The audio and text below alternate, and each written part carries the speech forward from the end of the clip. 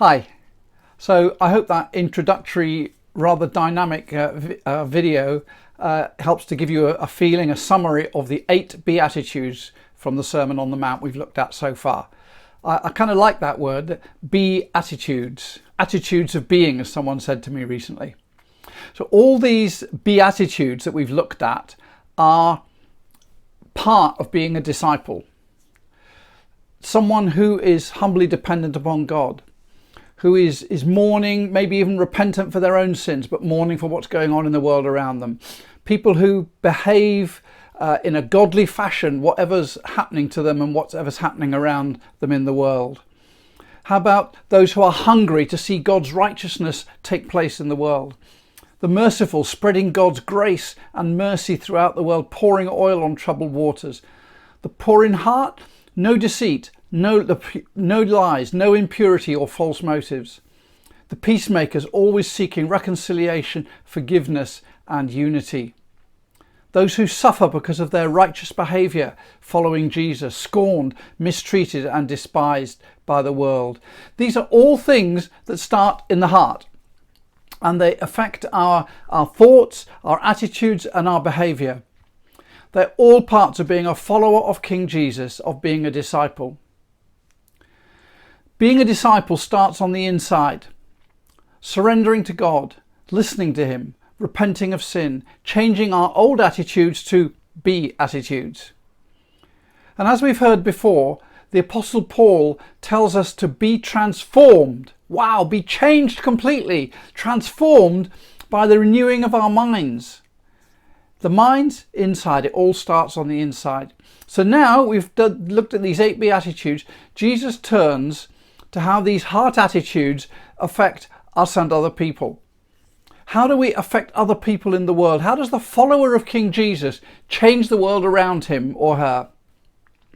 How do the inner heart attitudes and changes appear on the surface so that people can see you as a true follower of King Jesus? Well, Jesus is always the master of using a picture to paint 1,000 words. The only thing is, you have to understand the picture to get the message. So let's try and understand the picture that would have formed in the disciples' minds as they listened to their rabbi teaching the next few verses in the Sermon on the Mount. You are the salt for the land, but if salt becomes tasteless, how can it be made salty again? It is no longer good for anything except being thrown out for people to trample on. You are a light for the world. A town built on a hill cannot be hidden.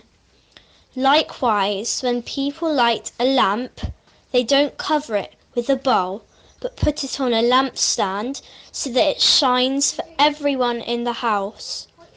In the same way, let your light shine before people so that they may see the good things you do and praise your Father in heaven. Okay, so thank you, Isabel, for such a lovely reading for us. So first of all, let's try and understand the picture of salt. And my guess is that you might have pictured one of these. Well, no, Jesus doesn't mean one of those, I'm afraid, or even one of these. There was a practice in the ancient world of spreading a light coating of salt onto fields to act as a fertilizer. Just like the sower in the parable scattering seed, so earlier on he would have scattered salt. The rain would dissolve it and it would go down into the soil and help to prepare it to receive the seed. Are we beginning to get the picture? Now, the first verse that Isabel read is usually translated, "You are the salt of the earth," that is, the whole world. But it can equally be salt of the land, which is a limited area, which is the land of Israel. That makes these first followers of Yeshua, who he is talking to, fertilizer for the Jewish people in the land. And that is exactly what is happening today in modern Israel, as the movement of Jesus following Jews grows and blesses, fertilizes the land that God promised to them in the Bible. However, There is no problem widening this, as we are not Jews, we are Gentiles, and our field is the whole world. Remember, Jesus told his disciples to go and make disciples of all nations. That's us. So you and I are fertilizer to the world. Nice fertilizer, not smelly fertilizer. We are nice fertilizer to the world. Preparing the soil of people's hearts to receive Jesus' words of salvation. You, salt to the earth, are fertilizer to prepare the ground of their hearts to receive Jesus' words of salvation. So let's move on to the second picture, the picture of light. And to help us understand that, I need to show you some lights, because I don't think Jesus meant one of these, did he? Or even one of these. So let me tell you something about lamps in the time of Jesus. Now, these three little objects are all lights or lamps from the day of Jesus in Israel. And you can see they're not very big. See how it sits in the palm of my hand like that? It's not very big at all. There's one that's modelled on something, an ancient object that was found in Israel, got designs all around it. Again, not very big. Here's a dinky little one made of a different colour of clay.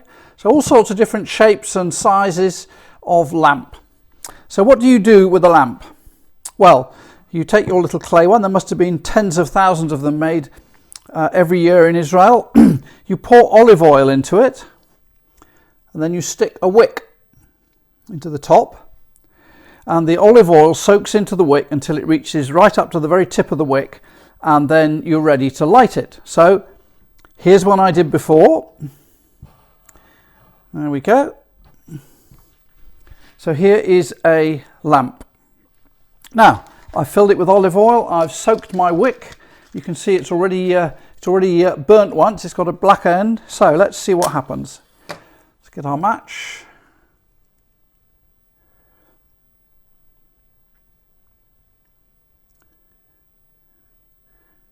Here we go, slowly.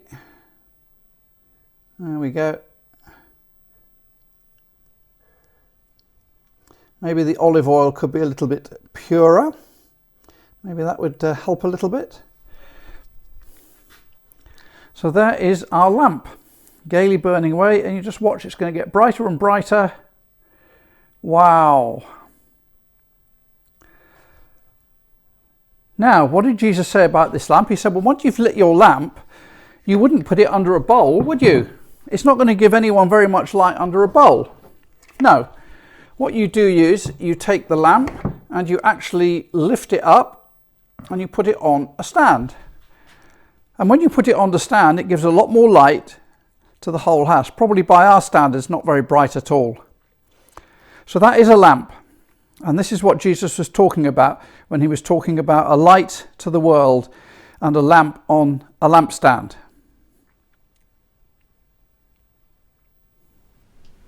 So, listen to these words from the prophet Isaiah. It is not enough that you are merely my servant to raise up the tribes of Jacob and restore the offspring of Israel. That's kind of God talking to Jesus. It says, I will also make you a light to the nations, so my salvation can spread to the ends of the earth. So Jesus, one of the things Jesus is, part of Jesus' mission is to be a light to the nations, spreading God's salvation all over the earth. And we are carrying on his mission. We're carrying on his work. He's described as a light to the nations. That's what we are to be. We are to be a light to the nations. So let's put both these pictures together now. Salt and light. As followers, as disciples of King Jesus, we fertilize the soil of people's hearts, preparing them to hear and receive the seed of God's word. How? Kind deeds, godly attitudes, prayers, sharing the Bible, dropping kind or comforting words into people's lives, sharing something that God has told you for someone. All these are helping to fertilize. And as light, we shine the light of God's truth and love into the darkness around us. This dark world doesn't understand Christians, doesn't understand why we behave so kindly and lovingly, why we always have an optimistic hope for the future. Remember the first chapter of John's Gospel. The light shines in the darkness, and the darkness can't understand it, can't cope with it, can't stand before it, flees from it. That's the light of Jesus. Now it's the light that we shine as well. Key point here, we need to realise Jesus didn't say become the salt of the earth. He didn't say be a Christian for 20 years and you'll be the light of the world. He said you are salt for the world. You are a light for the world. Wherever you go, whoever you speak to, you are salt and light. It's up to you how much of both you show people. How does this work? Because you have Jesus on the inside. He makes all the difference. He gives taste to your salt and fuel to your light. Remember, Jesus said that if you lose your taste, i.e. you fall away as a disciple, you're no use to his kingdom work. As he said, just fit to be thrown away and trampled on the ground.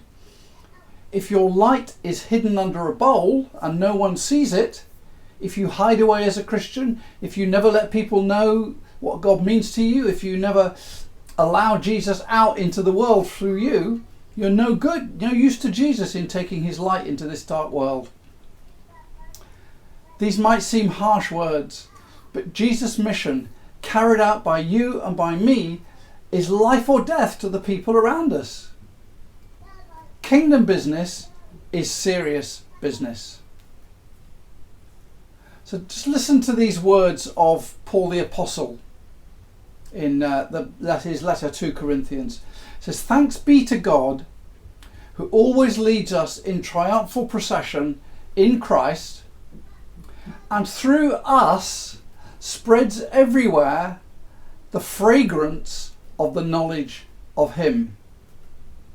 For we are to God the aroma of Christ among those who are being saved and those who are perishing. To the one we are the smell of death, to the other the fragrance of life."